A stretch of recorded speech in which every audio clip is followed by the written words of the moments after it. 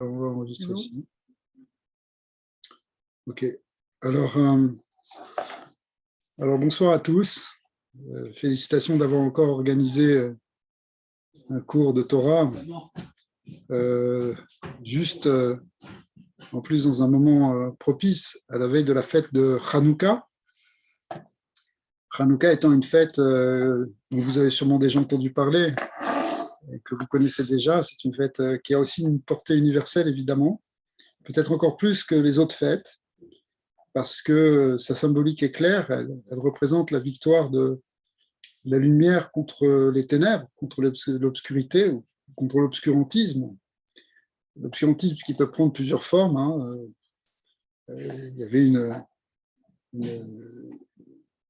vous voyez, à l'époque, en fait, ici, il faut remonter à l'époque du deuxième temple de Jérusalem, où on a vécu un temps qu'on considère dans le peuple d'Israël comme un temps d'exil. C'est une histoire qui remonte à peu près 2300 ans, en gros, puisque la terre d'Israël était entourée, était même dominée par des gens qui étaient ce qu'on appelle des Séleucides, enfin des gens qui habitaient dans la région de la Syrie, mais qui étaient sous domination grecque. Et du coup, l'influence de cet empire grec, de cette culture grecque, de cet empire grec, s'est fait sentir jusque dans toute la Judée et dans tout le territoire de la terre d'Israël. À un tel point que la culture grecque, qui était quand même la culture moderne de l'époque, qui est la culture qui avait un côté absolument extraordinaire, évidemment, qui amenait la civilisation dans le monde, qui amenait apparemment la lumière, justement, qui venait amener l'ordre dans des contrées où c'était parfois le chaos, qui venait amener, encore une fois, la civilisation par rapport à ce qu'ils appelaient les barbares, les barbaros, c'est-à-dire des gens qui effectivement n'avaient pas la même culture ou n'avaient pas une culture aussi développée, aussi raffinée qu'eux. Donc, l'Empire grec a amené quelque chose dans le monde, et y compris même aussi en terre d'Eretz Israël. Seulement, ça ne s'est pas toujours bien passé. Et c'est justement l'histoire de Hanouka, elle vient à la suite d'un certain nombre d'événements qui ont duré plusieurs dizaines d'années, peut-être 25 ans, où il y a eu une oppression qui était très forte, où de ce qui paraissait être une lumière au départ d'un empire qui amenait la culture, c'est devenu en fait une forme d'obscurantisme, puisque on a forcé les Juifs à quitter la Torah. Alors au départ, ça s'est passé d'une manière un peu subtile, tranquillement, avec une forme de la culture. C'était bon, c'est le jeu des cultures, c'est-à-dire que les gens parlaient grec, étudiaient des livres en grec.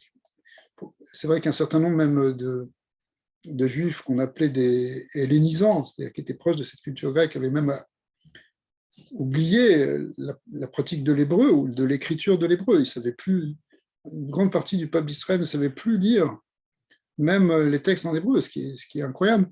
Mais ce n'est pas si incroyable si on regarde ce qui s'est passé encore ces dernières années, ce qui s'est passé pendant le XXe siècle. Beaucoup de gens aussi ont quitté le monde de la Torah parce que les aléas du monde, les influences culturelles, les difficultés de tout ordre font que c'est qu'une minorité qui sont restés fidèles à la pratique de la Torah, à l'étude de la Torah, dans les textes sacrés. Et voilà qu'il y a eu donc à un moment, ça s'est même accentué, puisque on a interdit un certain nombre de pratiques, enfin ceux qui étaient au pouvoir, qui étaient les Séleucides, qui étaient donc sous l'influence de la culture grecque, ont interdit l'étude de la Torah d'une part, il fallait se cacher pour étudier la Torah. Ils ont interdit la pratique du Shabbat, ils ont interdit la pratique de la Néoménie, du Rosh Chodesh, puisque c'était une fête qu'on faisait avant, qu'on fait encore aujourd'hui. Ils ont interdit la pratique de la circoncision. Donc des choses qui sont fondamentales en fait dans le judaïsme. Ils ont voulu déraciner du peuple juif des éléments fondamentaux, des choses qui sont essentielles à notre culture. Et d'une certaine manière, c'est pas qu'ils étaient contre la culture juive. Ils n'étaient même pas contre la sagesse de la Torah. Là où ils étaient contre, c'était de donner une dimension divine à cette Torah. Dans les prières qu'on fait, pendant Hanouka, on célèbre le miracle qui s'est passé, on raconte l'histoire en quelques mots et on dit qu'ils ont voulu nous faire oublier ta Torah. C'est une prière, donc on l'adresse à Dieu, on dit ils ont voulu nous faire oublier ta Torah, Torah Techa. Torah, normalement, ça se dit Torah, mais quand on dit Torah Techa, ta Torah, ça veut dire la Torah de Dieu. Et les maîtres de la Chassidoute, entre autres, expliquent, le Rabbi Lubavitch explique que ce qu'il voulait réellement enlever, c'est le côté que la Torah vient d'Hachem, vient de Dieu. Ça n'allait pas, si vous voulez, avec le système philosophique grec. La Torah, on peut la considérer comme une philosophie. D'ailleurs, les Grecs nous appelaient le peuple de philosophes. Ils appelaient le peuple juif le peuple de philosophes, parce que philosophe, c'est philosophia, c'est-à-dire celui qui aime la sagesse. Et ils nous voyaient comme des amoureux de la sagesse. Effectivement, il y avait des échanges extraordinaires, d'ailleurs, entre les sages, même plus tard, les sages de la Mishnah ou de la Grande Assemblée, qui échangeaient avec les sages d'Athènes, où il y avait toute la sagesse des Grecs qui discutaient et qui parlaient ce qu'on appelle les sages d'Athènes.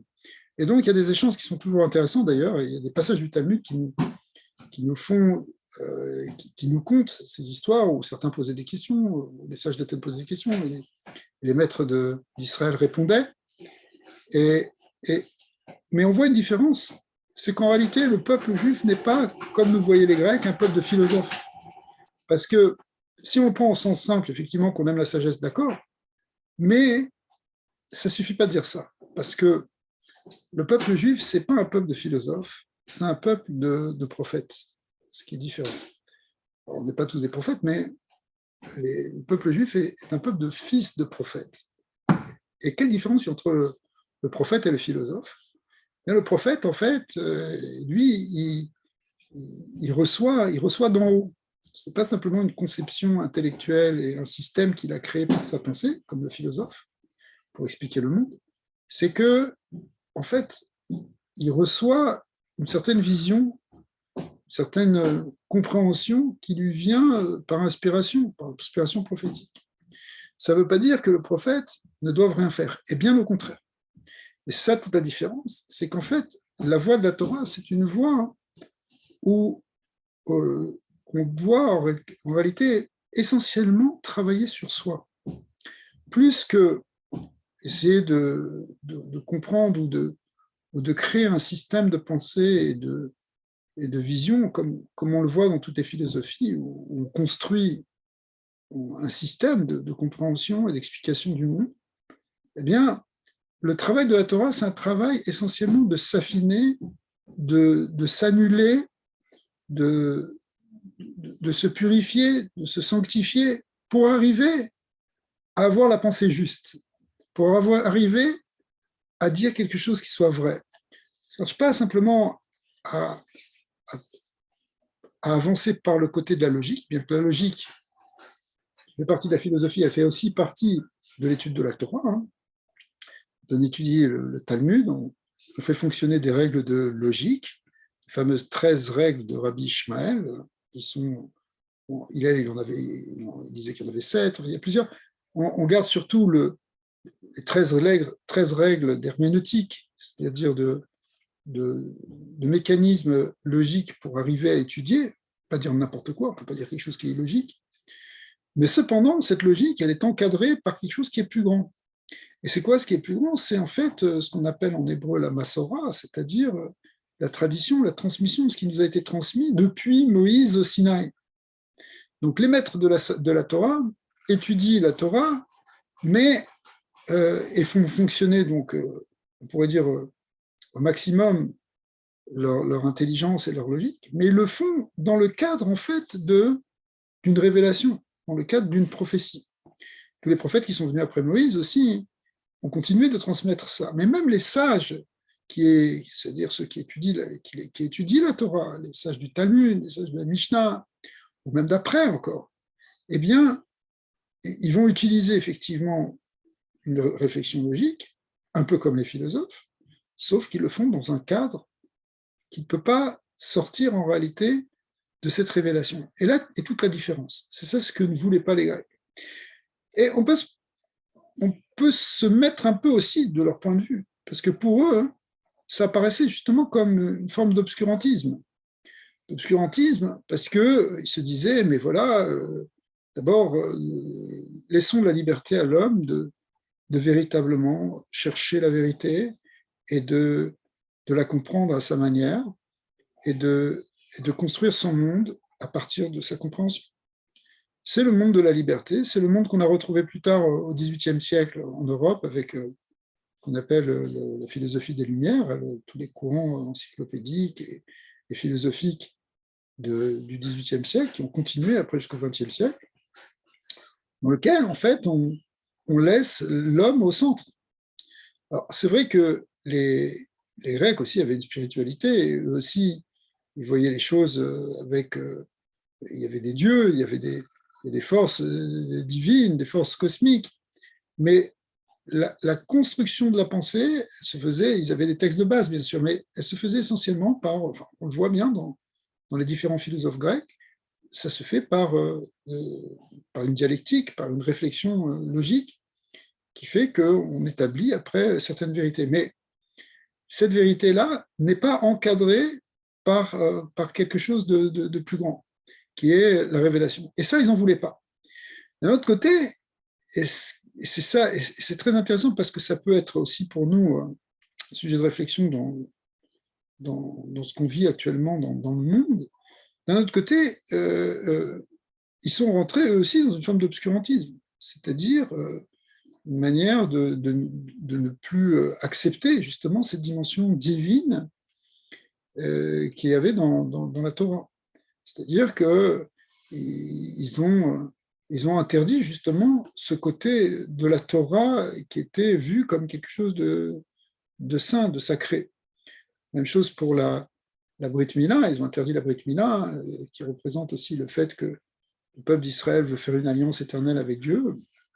Et pour eux, ça, c'était pas concevable, encore moins s'il y avait quelque chose dans le corps qui se faisait. Et puis, le Shabbat aussi. Le Shabbat qui représente, qui est, en fait, si vous voulez, le fondement de la fête du Shabbat que le peuple d'Israël fait, c'est une reconnaissance du fait que Dieu a créé le monde. Dieu a créé le monde en 6 jours, il s'est reposé le 7e jour, et depuis on fait Shabbat.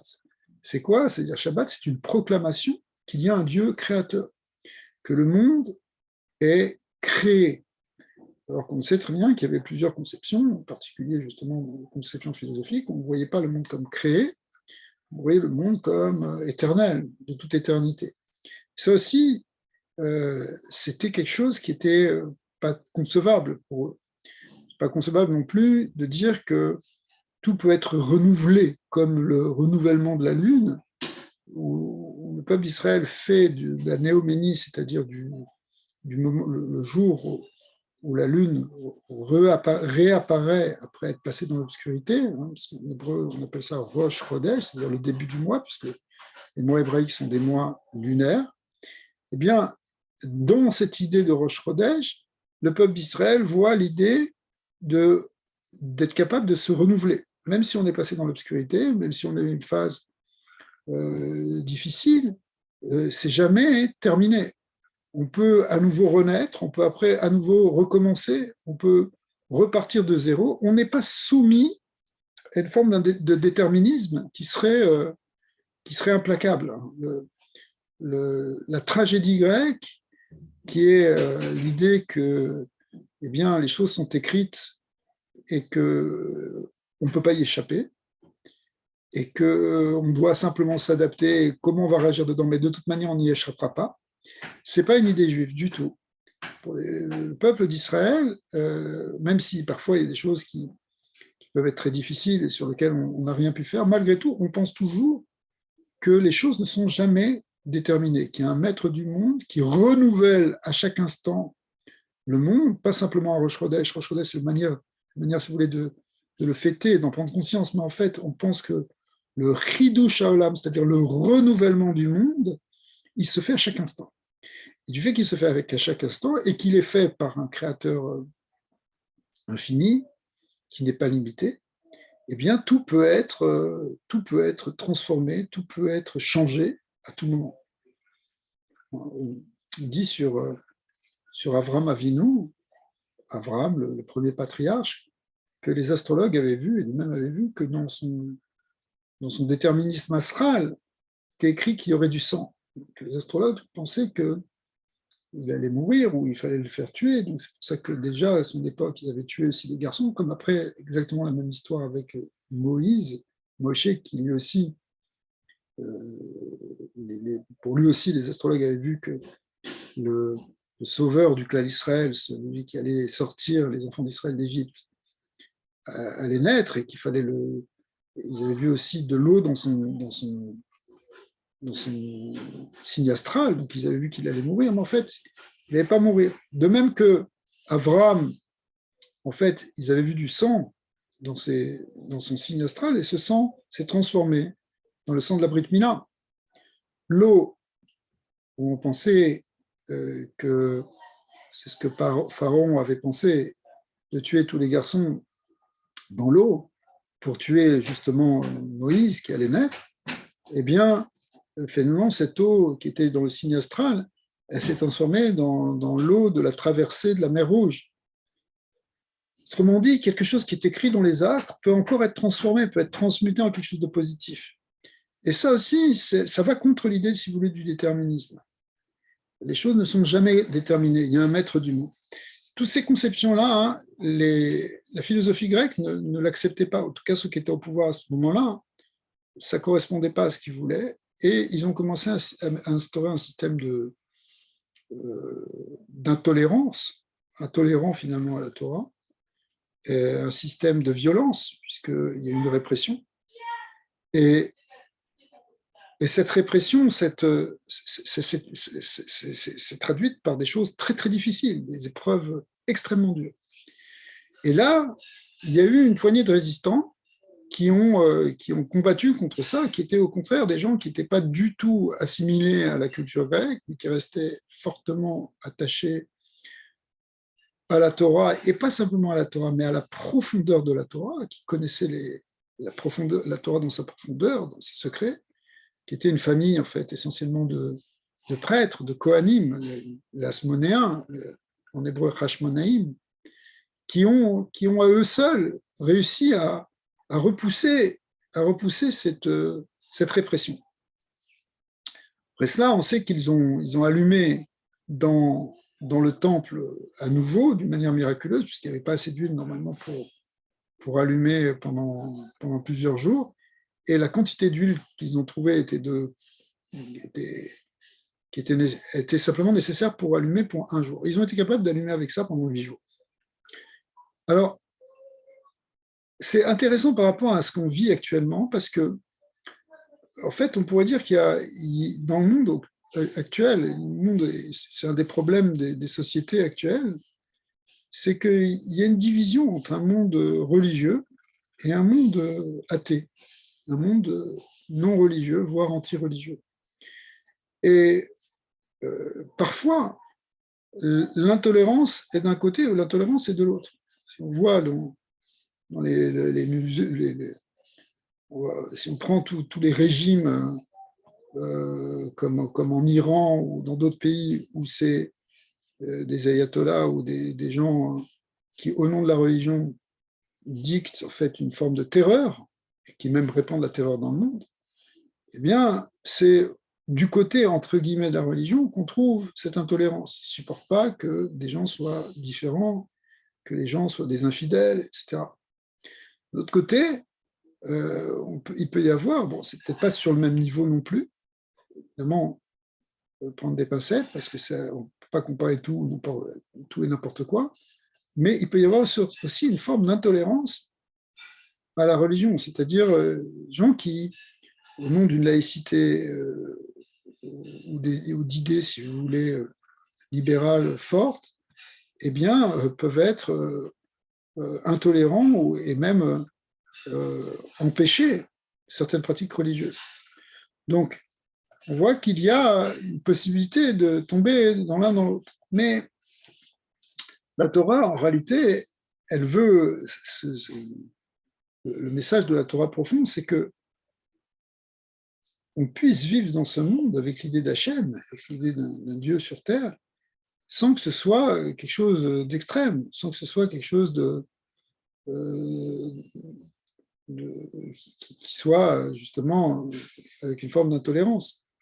Donc, lorsque les Grecs sont venus et qu'ils ont voulu vraiment empêcher la Torah, ils ont menacé, eux, de détruire complètement les fondements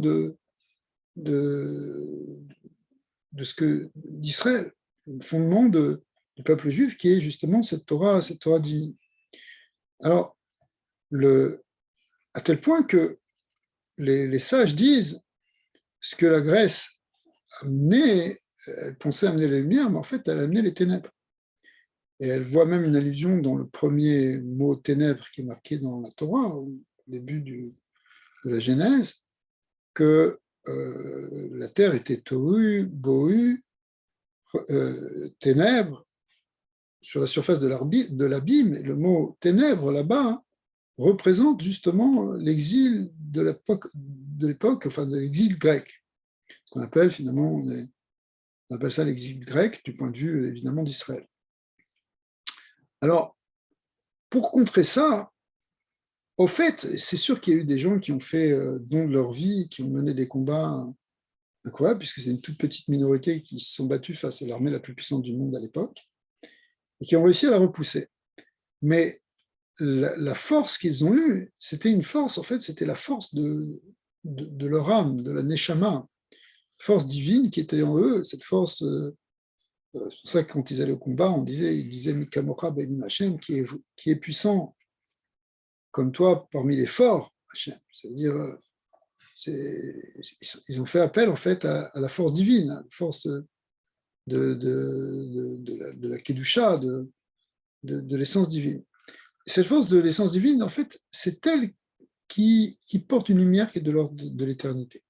La différence entre la lumière des Grecs et la lumière des Hashmonaïm, des Asmonéens, c'est que, eh bien, celle de la Torah, elle vient d'un niveau qui est très élevé. C'est une lumière qui vient, en fait, dans la Kabbalah, on dit c'est le Or En Sof, la lumière de l'infini divin, que la Torah nous demande d'amener dans ce monde. En fait, tout le but, toute la finalité de la Torah, c'est de faire descendre cette lumière infinie dans le monde, jusque dans le monde terrestre. Alors ce monde terrestre, il peut apparaître comme quelque chose d'obscur, ou avec une forme d'obscurantisme. Effectivement, c'était un monde obscurantiste dans lequel il fallait se battre. Dans les lois de l'allumage des lumières de Hanouka, théoriquement, ces lumières doivent être allumées à l'extérieur de la maison. On allume le premier soir une bougie, le deuxième deux bougies, le troisième 3 bougies, parce que jusqu'au 8e, on allume 8 bougies, parce qu'on va en augmentant, on fait augmenter la lumière. Mais où est-ce qu'on fait augmenter la lumière? Théoriquement à l'extérieur, parce que c'est ce monde matériel, c'est le monde de l'extériorité qu'il faut transformer. Le monde intérieur, lui, il est déjà attaché à Dieu, mais il faut amener cette lumière qui est cachée depuis le début de la création, depuis ce qu'on appelle dans la Kabbalah la première contraction qui a voilé la lumière de l'infini. Il faut la faire descendre jusque dans le monde matériel.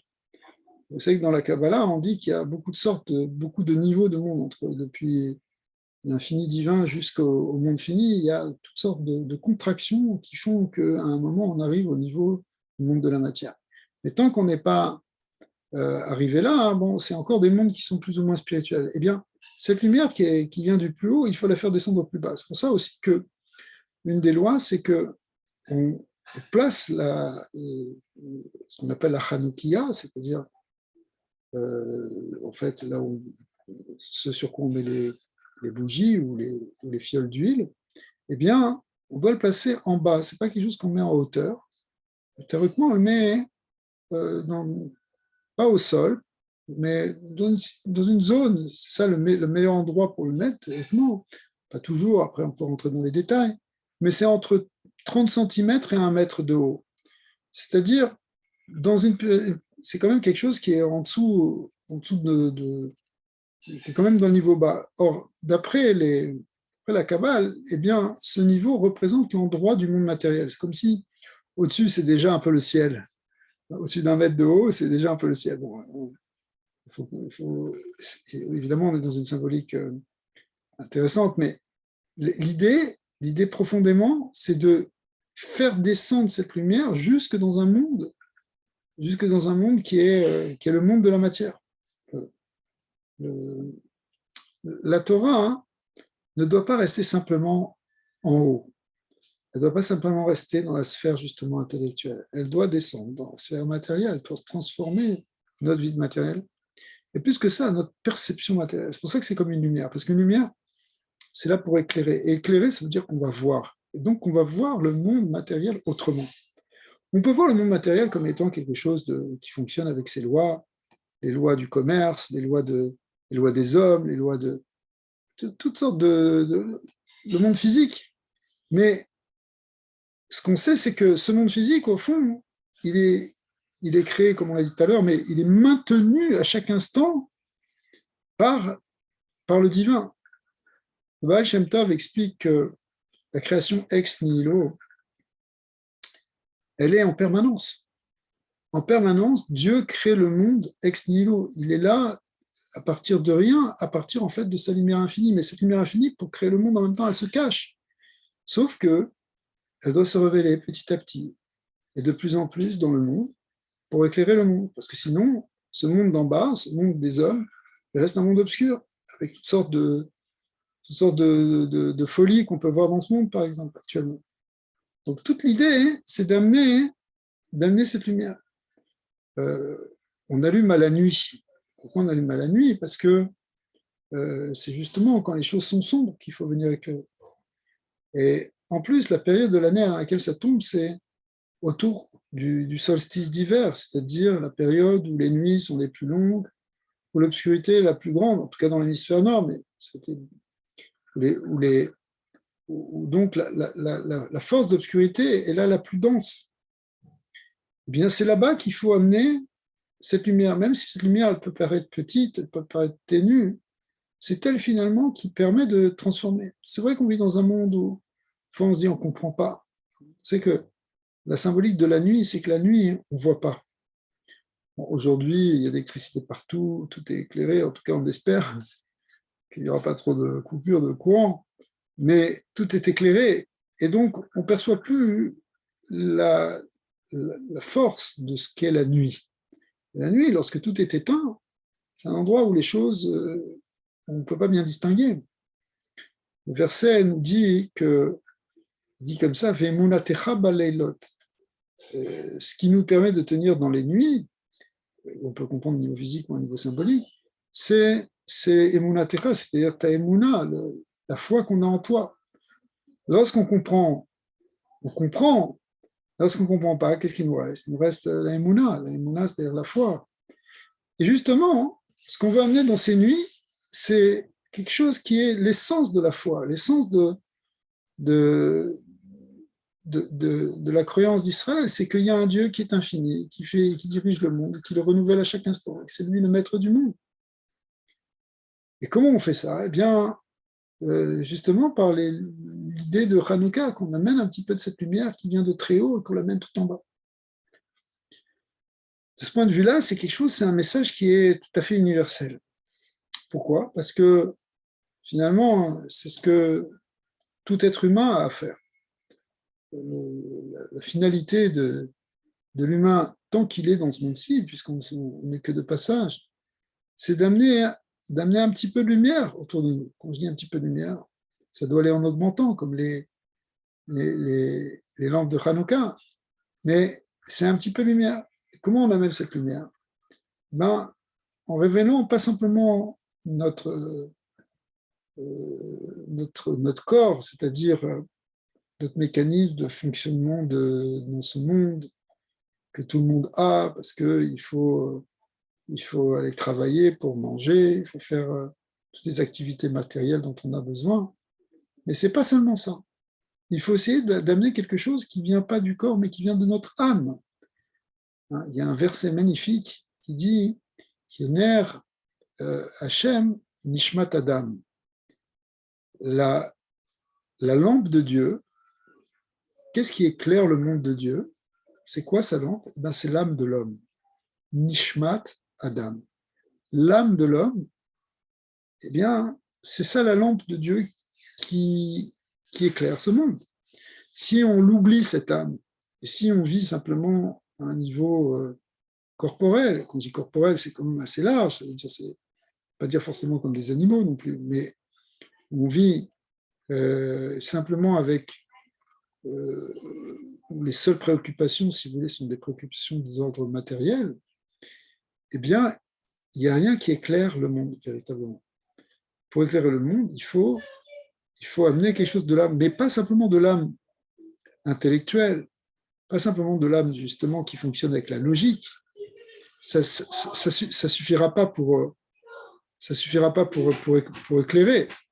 Il faut que l'âme, et on parle ici de l'âme divine, du côté divin, du côté infini, du côté éternel, de ce qui, en notre âme, contient un peu de la lumière divine, du Or En Sof.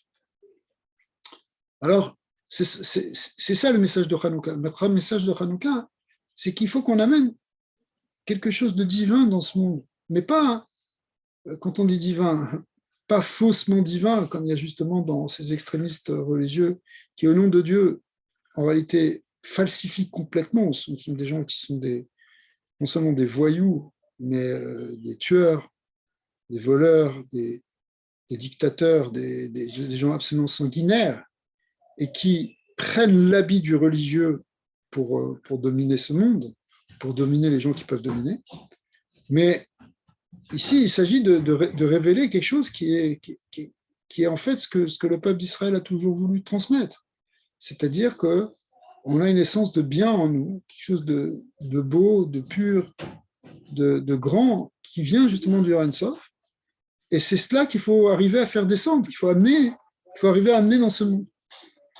Et après le faire grandir. Mais c'est sûr que c'est quelque chose qui vient d'une manière petite au départ, qui est ténue, et puis qui va et qui grandit. La lumière de Hanouka, c'est une lumière douce, c'est une lumière tendre, agréable. Qui vient, c'est pas on ne parle pas ici d'un flash qui vient vous éblouir et qui vient, vous ne savez plus où vous en êtes en fait, quand il y a trop de lumière. C'est une lumière qui grandit tranquillement. Ça, c'est le vrai message du judaïsme. Le message du judaïsme, c'est de faire grandir cette lumière, mais cette lumière qui est divine en nous, qui est kadosh, qui est une lumière sacrée.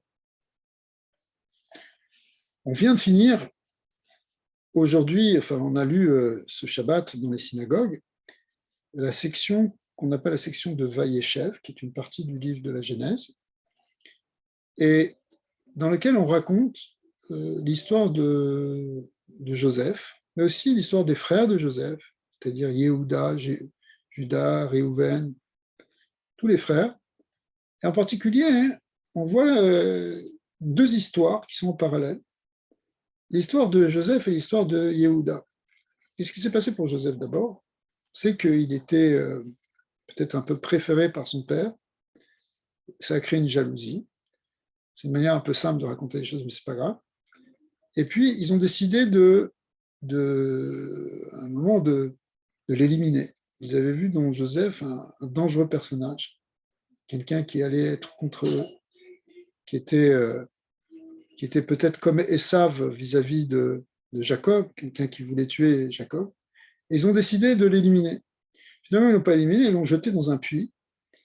Et le Talmud dit que dans ce puits, c'était un puits qui était vide, enfin le verset plus exactement. Après, on va voir le Talmud, ce que dit le Talmud sur ce verset, mais le Talmud dit c'était un puits vide sans eau.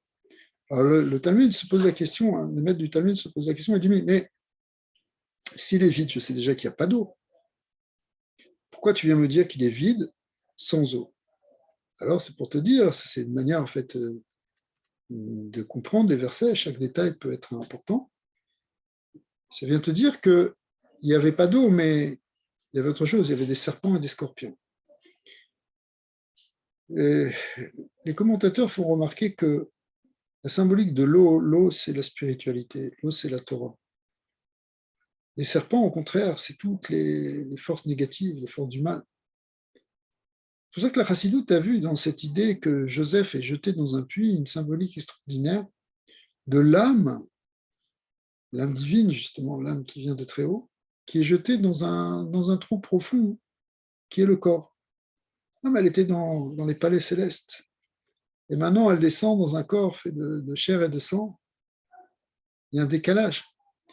Et au début, ce corps, ce puits, il est vide d'eau. Il n'y a pas de spirituel, pas de Torah, il n'y a pas quelque chose. Alors, qu'est-ce qu'il y a à ce moment-là? Toutes les pulsions, toutes les tendances. D'ailleurs, il y a deux sortes de tendances. Vous savez que ici, ici, elles sont symbolisées par les serpents et les scorpions. Les serpents, ça représente tous les côtés des pulsions et des tendances au mal qu'on peut avoir, disons. C'est ce qu'on appelle en hébreu le Yetzer Hara, côté négatif. Alors, on peut être attiré par ci, par cela, on peut faire des choses qui sont pas vraies, qui sont de l'ordre du mensonge, comme le serpent qui ment au début de la création, on peut être rusé. Tout ça, c'est des choses qui sont en nous. Vous savez qu'en nous, il y a quelqu'un qui ne veut pas dire la vérité ou qui ne veut pas nous dire la vérité. Il y a un serpent en nous.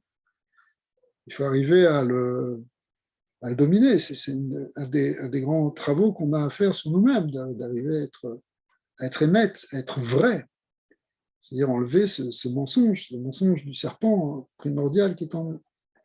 Donc il y a tout ça qui peut apparaître. Mais il y a aussi des scorpions. Les scorpions, c'est beaucoup plus grave, parce que le scorpion, il est froid, il a un venin froid, et c'est en fait la force en nous de destruction ou d'autodestruction. C'est pas la force de ruse pour aboutir ou pour fuir des choses. Non, le scorpion représente le côté autodestructeur. On sait que les scorpions ils peuvent se piquer eux-mêmes. Pourquoi? Parce que c'est le venin, qui vient détruire, qui vient tuer. Alors, Joseph se retrouve dans ce puits plein de scorpions et de serpents. C'est-à-dire la Neshama, elle vient dans un monde, et son premier rapport avec ce monde, en fait, c'est déjà le rapport avec notre corps, puisqu'elle vient dans ce puits qui est le corps, où il y a beaucoup de dangers. Il va falloir les maîtriser, il va falloir les dominer. D'ailleurs, dans l'histoire qui suit, on voit qu'il est vendu finalement en Égypte, il devient le serviteur d'un des ministres du pharaon, et la femme de ce ministre essaye de le séduire, pendant 1 an, elle essaye chaque jour de revenir avec lui, et lui, il veut pas. Il veut pas parce qu'il sait que cette femme est une femme mariée, et Joseph, il suit, lui, déjà, comme il faut, les 7 lois des enfants de Noé, puisqu'on est avant le don de la Torah. Dans les 7 lois des enfants de Noé, eh bien, évidemment, on n'a pas le droit d'avoir d'avoir une intimité avec une femme mariée, donc il refuse. Mais elle insiste jusqu'à ce qu'à un moment, ils se retrouvent pris au piège. Un moment où ils sont seuls dans le palais parce que c'est une fête nationale, elle n'y va pas, elle fait semblant d'être un peu malade, donc elle reste. Et lui, qui ne va pas à cette fête idolâtre, est aussi dans le palais, et là, elle essaie réellement de l'attraper, et puis il arrive à s'enfuir, et on sait que quand il s'enfuit, il lui arrache ses vêtements, et ensuite elle le dénonce comme étant celui qui a essayé de la violer. Et du coup, il va se retrouver en prison, et il va rester d'abord 10 ans en prison, et ensuite encore 2 ans de suite.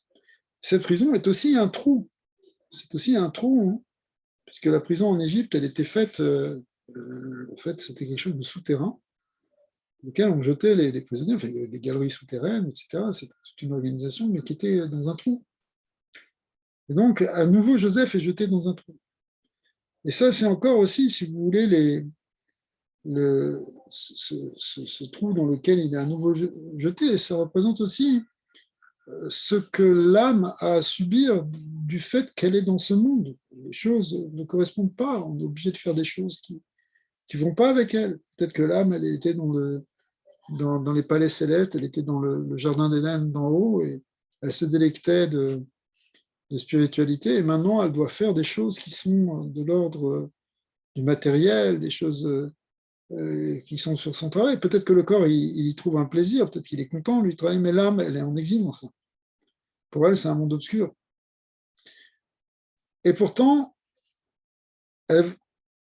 Joseph va sortir de ce puits. Il va finir par se sortir de ce puits parce que à un moment, il aura fini en quelque sorte tout ce qui avait attrait avec cette épreuve, c'est-à-dire qu'il va être capable maintenant justement d'émerger complètement dans la lumière. Et ça représente le fait que à un moment, si quelqu'un il se renforce vraiment dans la foi d'Hachem, dans la Emouna, eh bien, finalement, il va sortir de cet exil, c'est-à-dire que cette vie terrestre ne sera plus une vie vécue comme un exil obscur, mais au contraire comme un endroit où finalement on peut transformer le monde, améliorer le monde, amener Dieu dans ce monde, amener du bien dans ce monde. Et c'est ce que va faire Joseph. Joseph va commencer à organiser l'Égypte, il va organiser le côté économique, mais aussi le côté social, un certain nombre de choses qui vont être arrangées. Il va commencer, dit le Harizal, à arranger les âmes qui étaient prisonnières justement dans cette Égypte.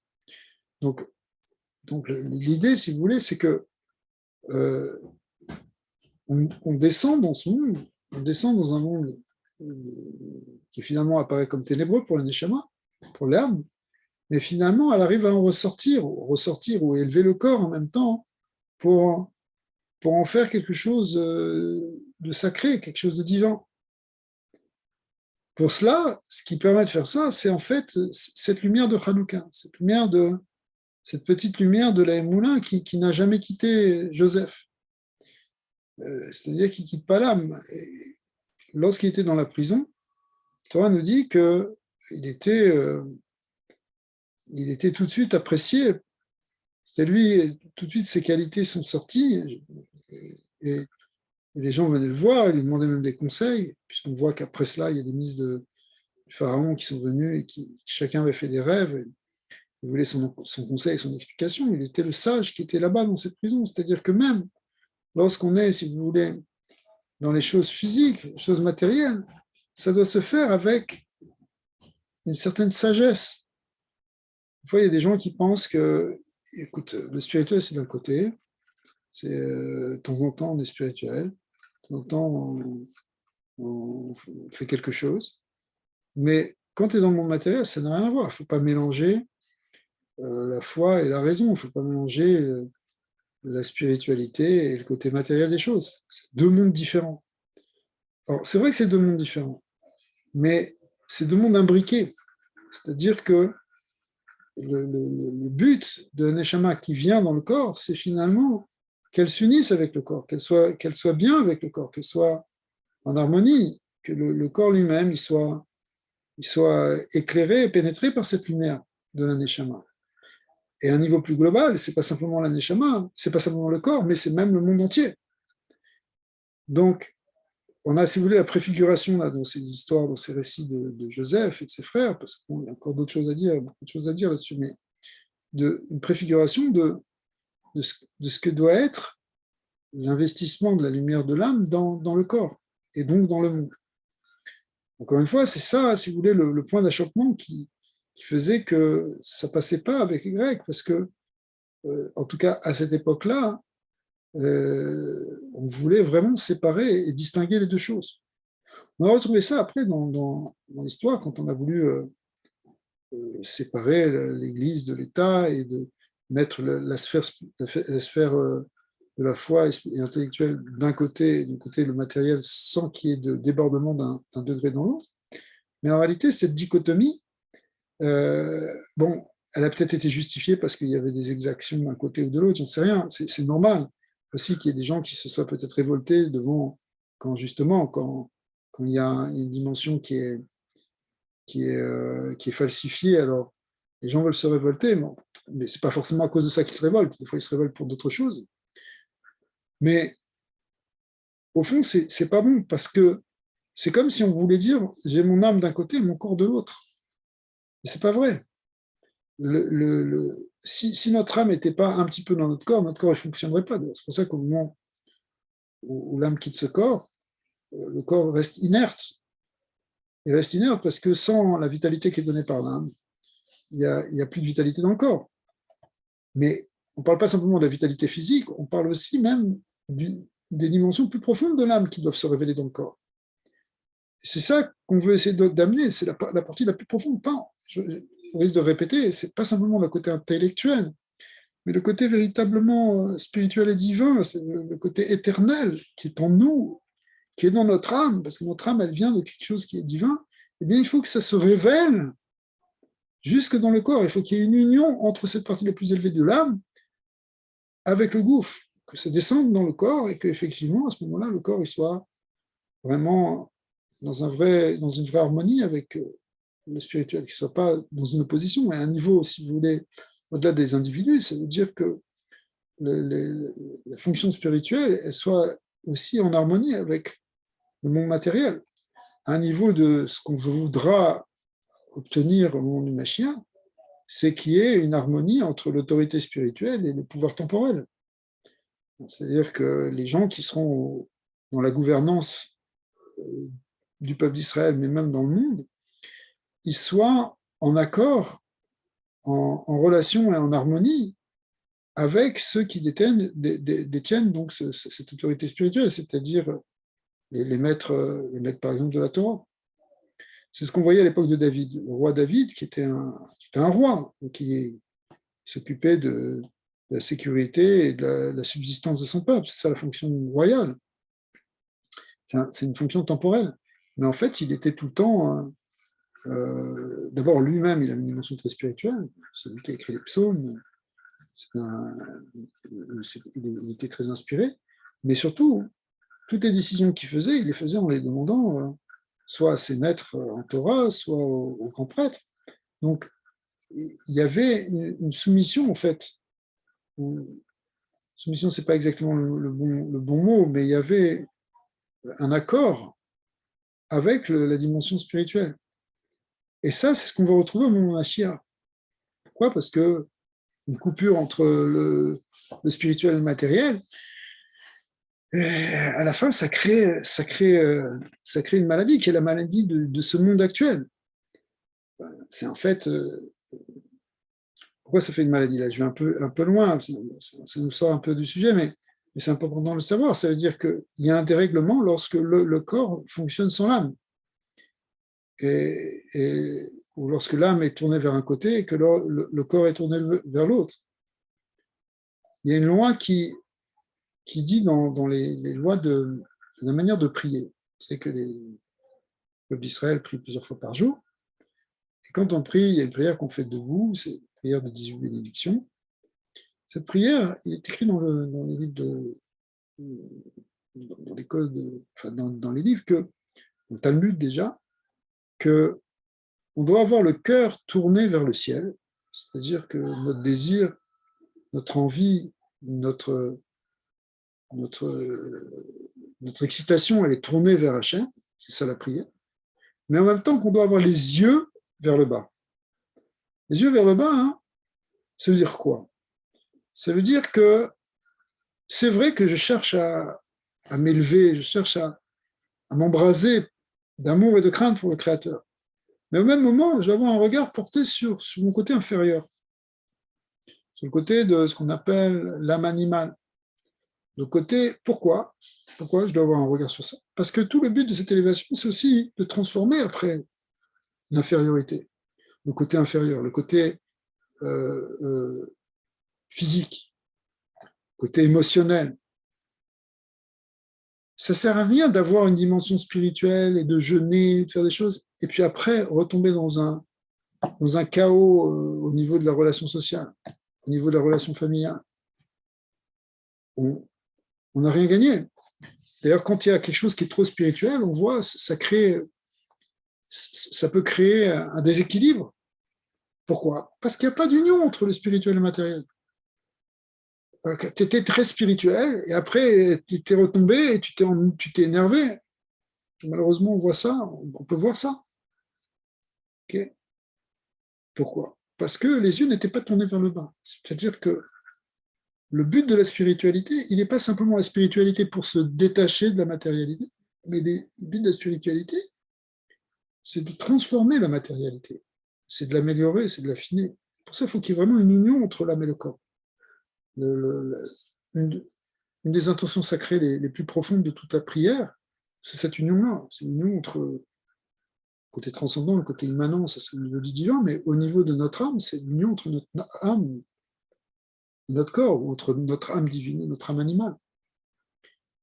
Et ça, c'est le message de Hanouka. Le message de Hanouka, c'est que ce côté spirituel le plus élevé, celui de l'infini, du Ein-Sof, quelque chose qui est au-delà de tous les mondes, qui est la lumière sacrée cachée depuis la nuit des temps, eh bien, il faut la faire descendre, il faut la révéler dans le matériel pour qu'il y ait cette union entre le plus haut et le plus bas.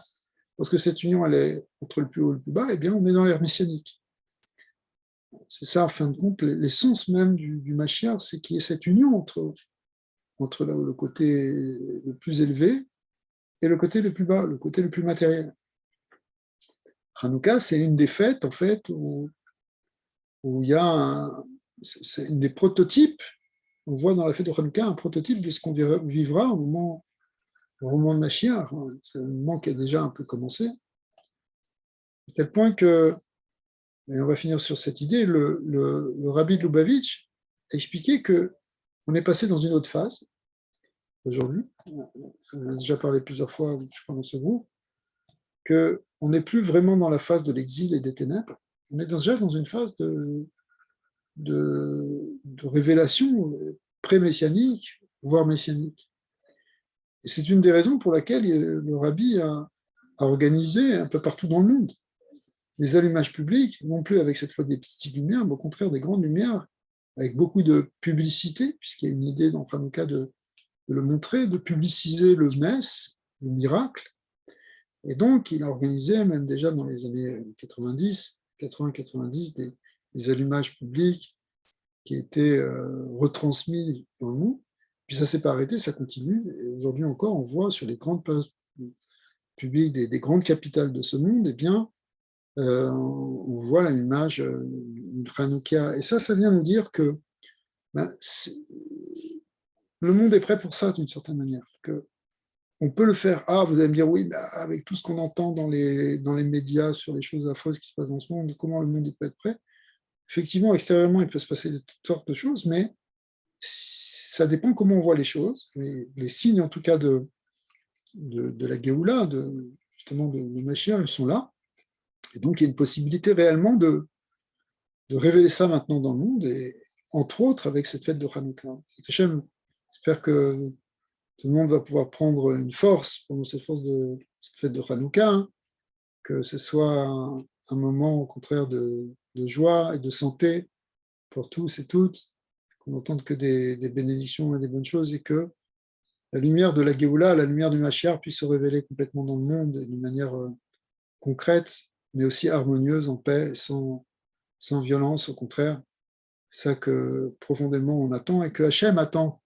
Hachem, il attend ça. Alors, je pense qu'il faut prendre des forces par rapport à tout ça et continuer. continuer, quelle que soit la manière dont on va continuer, mais qu'on fasse augmenter un peu plus toujours la lumière. Alors, si vous avez des remarques, des questions, n'hésitez pas.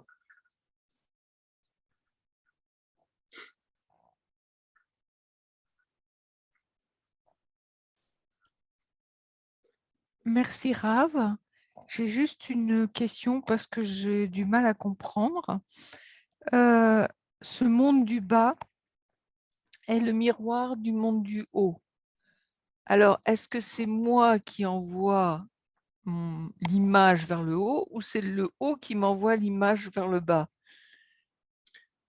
Quand on dit l'image du haut et du bas, hein, d'abord le monde d'en bas, ce qu'on appelle ici le monde d'en bas, c'est un peu le langage, si vous voulez, de la Kabbale, du Zohar.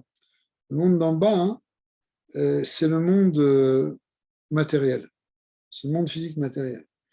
Et le monde matériel, en fait, d'après la description qu'en font les kabbalistes, il est la production de, si vous voulez, de la contraction la plus grande de la lumière divine. C'est-à-dire que la lumière divine, elle a été contractée au départ, ou elle a été rétractée, pour laisser à la place à des mondes qui ne seront pas, qui vont pouvoir exister, si vous voulez, différemment de Dieu. Ça veut dire que, voilà, maintenant il y a Dieu et il y a des mondes. Mais le monde matériel, c'est la plus grande contraction. Donc ça a l'air d'être un endroit où la lumière est le plus cachée. Et donc c'est là où on voit le moins Hachem. Mais en réalité, si on voit le moins Hachem, c'est parce que, si vous voulez, il est à l'opposé complet de la lumière d'Hachem. C'est pour ça qu'on le voit comme quelque chose de diamétralement opposé, on pourrait dire. Le monde d'en bas, le monde physique, il est le contraire de Dieu, du monde de Dieu. Mais en fait, c'est ça l'enseignement de la Kabbalah, c'est pas vrai. C'est pas vrai, parce que ce monde, la lumière, elle est contractée, mais si on la révèle dedans, on va s'apercevoir qu'au contraire, il a la possibilité d'être le lieu du plus grand dévoilement du divin. Pourquoi? Parce que c'est là que, pour le faire exister, il y a eu la plus grande contraction de la lumière, donc en fin de compte, le potentiel de lumière est encore beaucoup plus grand ici que dans n'importe quel monde. Alors, je vous résume en 2 mots, une théorie métaphysique un peu profonde, mais l'idée, c'est que dans le monde d'en bas, en réalité, il peut y avoir le réceptacle qui permet de révéler la plus haute lumière. Ça ne peut pas se faire d'un coup, ça doit se faire progressivement. C'est comme l'image qui est donnée dans le Zohar, c'est que c'est comme un lever de soleil. Le lever de soleil, ça commence par la nuit, et puis petit à petit, ça grandit, ça grandit, ça grandit. Parce qu'à un moment, le soleil sort et il va monter jusqu'au zénith. Il ne faut pas on ne peut pas passer de la nuit la plus sombre avec un soleil au zénith en un instant. Ce ne serait pas bon, ce serait destructeur. C'est comme si quelqu'un il était dans l'obscurité la plus totale et tout d'un coup on lui met une lumière intense, ça va l'aveugler, il ne va rien voir. Trop de lumière, trop de vérité d'un coup, on ne peut pas le supporter.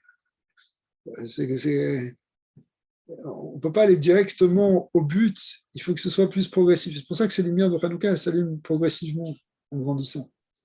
En tout cas, d'après l'avis de Beth Hillel. Donc, je ne sais pas si ça répond exactement à votre question, mais l'idée, c'est que le monde d'en bas, en tout cas, il doit être un lieu de révélation de la lumière la plus élevée. Et je peux révéler la lumière matérielle de ce monde en bas en fonction de ce que mon âme capte la lumière du haut. C'est-à-dire, oui, il faut qu'on révèle dans ce monde. C'est-à-dire quoi concrètement? Parce que là, c'est vrai qu'il faut expliquer quand même ces mots. Ça veut dire que on va continuer à vivre matériellement. Il faut qu'on vit dans un corps, donc on a des besoins matériels, des besoins corporels. Mais comment vous les vivez? Comment vous vivez ça? Est-ce que vous vivez, par exemple, dans votre travail, ou quand vous faites la cuisine, ou quand vous allez faire des courses, ou quand vous allez régler un problème à la banque? Est-ce que vous vivez ça séparé de l'idée d'Hachem? Est-ce que vous vivez ça comme, bon, c'est une corvée qu'il faut faire, mais au fond, moi, j'ai un autre intérêt plus intellectuel, plus spirituel? Ou bien, ou bien je dis, non, même ça, Akadosh Baruch Hu, il est là avec moi. Akadosh Baruch Hu, le Saint béni soit-il. Dieu, il est avec nous. Je vais et, par exemple, je vais vous donner un exemple. Je prépare quelque chose à manger et en même temps que je prépare à manger, je dis à Hachem, aide-moi que ça réussisse. Ça paraît idiot de dire comme ça, mais pourquoi pas? Pourquoi pas? Tu vas faire un meuble, tu es un peu bricoleur. Demande à Dieu qui t'aide. Tu vas à la banque, Hachem, aide-moi, je ne peux pas m'en sortir tout seul. Tu vas chez le médecin, avant d'aller chez le médecin, fais une prière, que Hachem il m'envoie le bon médecin, que le médecin il trouve la bonne solution, qu'il trouve le bon médicament, qu'il soit libre, que je ne reste pas 10 heures, 10 heures sur une civière aux urgences en attendant que quelqu'un s'occupe de moi. Il faut que tu sois là, Hachem, dans tout. Alors, dans les choses comme la santé, on sent là vraiment qu'on a besoin d'Hachem. Les choses comme la cuisine, on a moins besoin d'Hachem, parce que de toute façon, on peut manger. Oui et non. Vous voyez, dans le judaïsme, il y a beaucoup de lois qui concernent ce qu'on appelle la cacheroute, c'est-à-dire l'alimentation, en fait. Parce que l'alimentation, c'est au cœur des besoins de l'homme. C'est même un des plus grands fondamentaux pour vivre dans ce monde, évidemment. C'est clair, c'est même pas la peine de le dire. Mais si c'est si fondamental que ça, eh bien, il y a une possibilité d'amener Hachem dans ça aussi. C'est pour ça que les lois de la cacheroute, les lois de l'alimentation, elles sont tellement fortes et tellement détaillées dans le judaïsme, parce que dans tous les détails, il faut qu'on amène Hachem. Dans ce que je vais mettre dans mon assiette, de comment je l'ai préparé, de est-ce que c'est bon, est-ce que c'est pas bon, est-ce que c'est bien, est-ce que je peux mélanger avec ça, beaucoup de choses. Même mon assiette, je vais me poser des questions sur est-ce qu'elle est cachère ou pas. Pourquoi? Parce qu'en faisant ça, je me pose des questions de Torah, donc je mets Hachem dans quelque chose de matériel. Mm-hmm. Mais même si on ne se fait pas, si on ne rentre pas dans toutes ces lois, voilà, on va choisir un aliment pour être en bonne santé, pour mieux connecter avec Dieu, pourquoi pas? On peut faire une bénédiction, on peut remercier Hachem à chaque fois qu'on a mangé. Avant de manger, on peut remercier Hachem. Oui. Mais dans tout, dans tout. J'ai peut-être une illustration. Je suis allée dans des réunions pour faire des ralottes, pour faire le pain. Et c'est très drôle parce qu'on a les mêmes instructions toutes. Et en fait, le résultat n'est pas le même. Et la façon dont on a pétri, la façon dont on a attendu peut-être le levain enfin la levure qui monte, je ne sais pas. En tout cas, le résultat est différent pour toutes. C'est très drôle. Je vais vous dire, le pain que vous faites, si vous faites du pain sereinement, avec des bonnes pensées, des bonnes intentions, avec de l'amour, votre pain, il aura pas non seulement pas la même forme, mais pas le même effet que si vous avez fait votre pain et que à ce moment-là, vous étiez énervé, en colère, en train de maudire quelqu'un qui vous a fait du mal et d'en vouloir au monde entier. Ben, l'intention, les pensées, elles vont se répercuter dans la nourriture. Oui, ça, je suis convaincue. Le rabbi Lubavitch, il a même demandé aux dames qu'avant qu'elles fassent, aux dames ou aux messieurs, quand ils font aussi la cuisine, et on ne le fait pas toujours parce qu'on n'y pense pas toujours, mais ceux qui le font, ils ont raison, de mettre une petite pièce dans une boîte de tzedaka avant de cuisiner. C'est-à-dire, avant de commencer à cuisiner, je me mets dans une dimension de don d'amour. Il y a des femmes qui font ça naturellement, ou des hommes aussi, mais le faire comme ça, avec cette idée, parce que ce que tu vas préparer, c'est chargé de l'intention que tu as mis. Alors ça, voilà, c'est une très bonne illustration, parce que dans quelque chose qui est purement matériel, après tout, bon, tu peux manger, c'est quelque chose de mécanique, de fonctionnel, avec des protéines et des lipides et des calories, mais c'est pas que mécanique, parce que ce qui te nourrit, c'est pas simplement les cellules physiques que tu es en train de consommer, c'est aussi l'âme qui est dedans, l'âme qui est dans cette nourriture. Elle nourrit ton âme, elle crée ton équilibre. C'est pour ça que premièrement, il faut manger des choses qui sont bonnes pour la santé, en bon équilibre, en se connaissant soi-même. C'est très important. Pas simplement être là. On est dans un monde où on a dit, bon, la bouffe, on s'en fout, c'est quelque chose de purement commercial, on peut mettre n'importe quoi, l'important c'est que les gens consomment. Mais non, c'est une catastrophe en vérité. Ça détruit, c'est très destructeur, pas simplement au niveau de la santé, mais au niveau de la pensée, au niveau du fonctionnement, au niveau de l'équilibre émotionnel. Mais c'est vrai pour tout, si vous voulez. Si on arrive à mettre Hachem dans tout, à mettre un peu de cette lumière de la sagesse qu'on étudie, il faut la faire descendre en fait dans des choses concrètes, quoi. Tout à fait. Merci, Rav.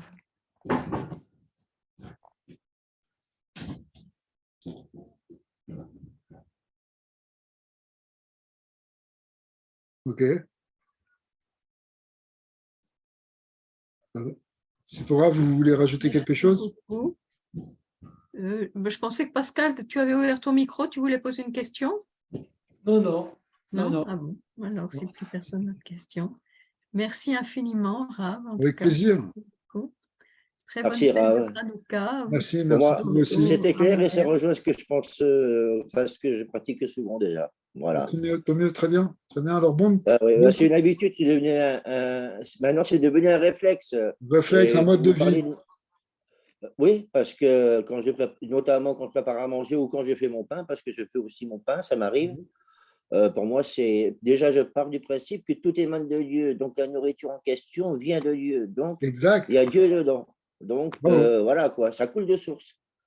Et c'est vrai que pour le pain, quand on est stressé et tout, la dernière fois, j'ai fait un pain, il y avait un souci. Enfin, c'était ma mère qui m'avait un peu troublé et tout.